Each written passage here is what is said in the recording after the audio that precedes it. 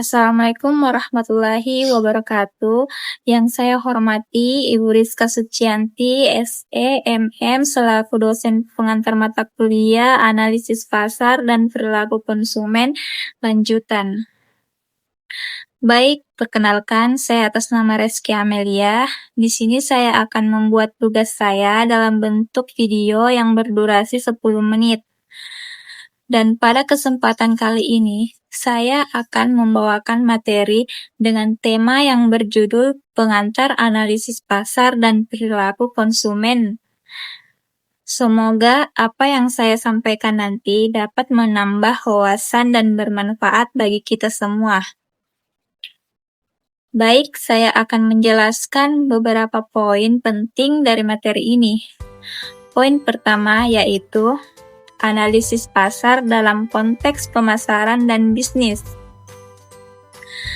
Analisis pasar merupakan suatu proses sistematis untuk memahami kondisi pasar, perilaku konsumen, serta posisi pesaing guna mendukung pengambilan keputusan strategis dalam bisnis.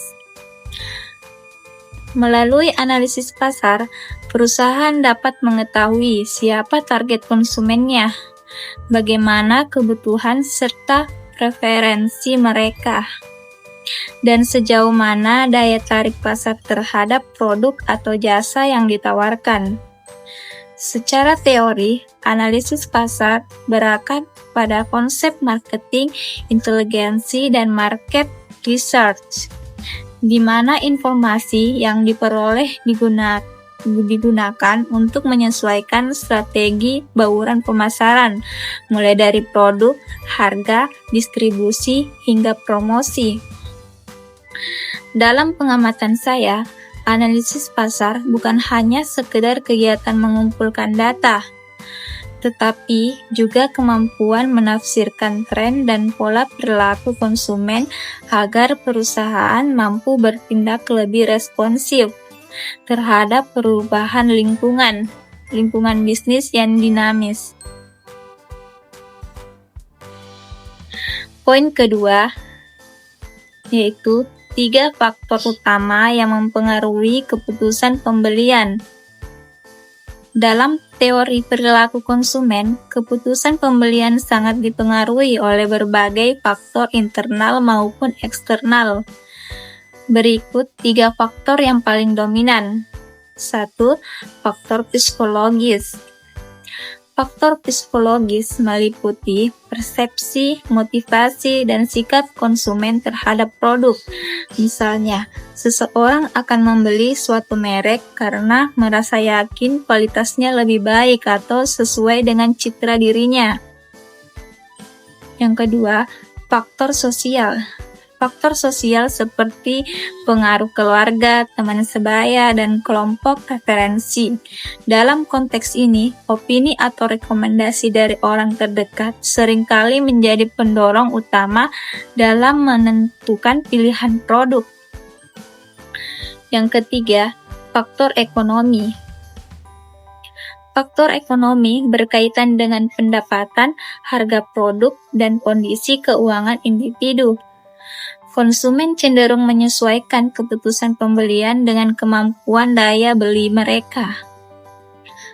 Dalam pengamatan saya, kombinasi dari ketiga faktor ini membentuk dasar pertimbangan yang kompleks, tidak hanya rasional tetapi juga emosional dalam setiap proses pengambilan keputusan pembelian. Poin ketiga, langkah-langkah proses keputusan pembelian. Contohnya, membeli smartphone baru. Menurut teori perilaku konsumen, proses keputusan pembelian terdiri dari beberapa tahap berurutan. Baik, saya akan menguraikannya berdasarkan pengalaman pribadi ketika membeli sebuah smartphone baru. Tahap pertama, pengenalan kebutuhan. Tahap ini terjadi saat saya menyadari bahwa smartphone lama mulai melambat dan tidak lagi mendukung kebutuhan aktivitas harian.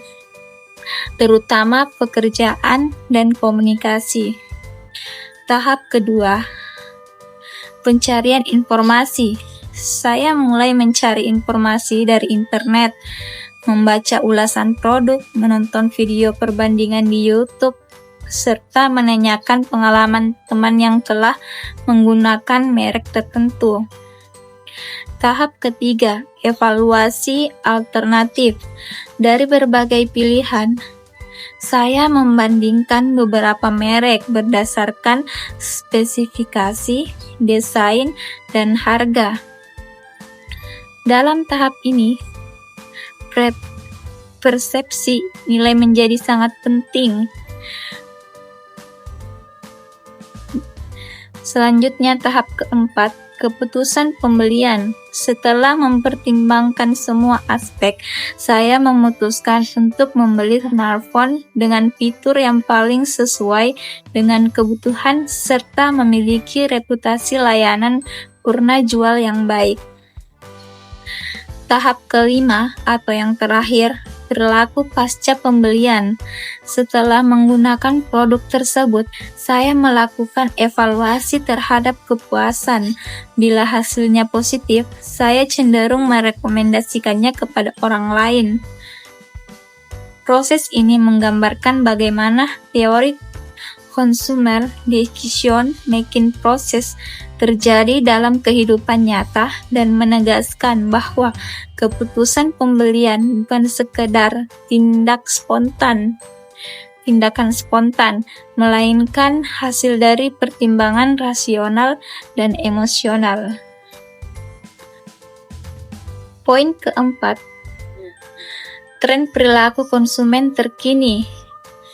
Dalam beberapa tahun terakhir, saya mengamati adanya perubahan pola perilaku konsumen yang cukup signifikan, terutama pada generasi muda. Tren yang paling menonjol adalah meningkatnya kesadaran terhadap keberlanjutan, sustainability. Konsumen kini semakin memperhatikan nilai-nilai etis dalam konsumsi, seperti memilih produk yang ramah lingkungan, menggunakan kemasan daur ulang, serta mendukung merek yang memiliki tanggung jawab sosial. Tren ini sejalan dengan teori Green Consumer Behavior, di mana perilaku pembelian didorong oleh kesadaran terhadap dampak sosial dan lingkungan. Secara praktis, hal ini memaksa perusahaan untuk berinovasi, tidak hanya dalam kualitas produk, tetapi juga dalam praktik bisnis yang lebih berkelanjutan. Dari pengamatan saya, tren ini mencerminkan pergeseran nilai konsumen dari sekadar kepuasan pribadi menuju kontribusi sosial yang lebih luas. Baik, itulah tadi keempat poin-poin penting dalam materi pengantar analisis pasar dan perilaku konsumen. Dari pembahasan tadi dapat kita simpulkan secara keseluruhan, keempat poin ini menunjukkan bahwa teori pemasaran dan perilaku konsumen tidak terlepas dari kehidupan sehari-hari.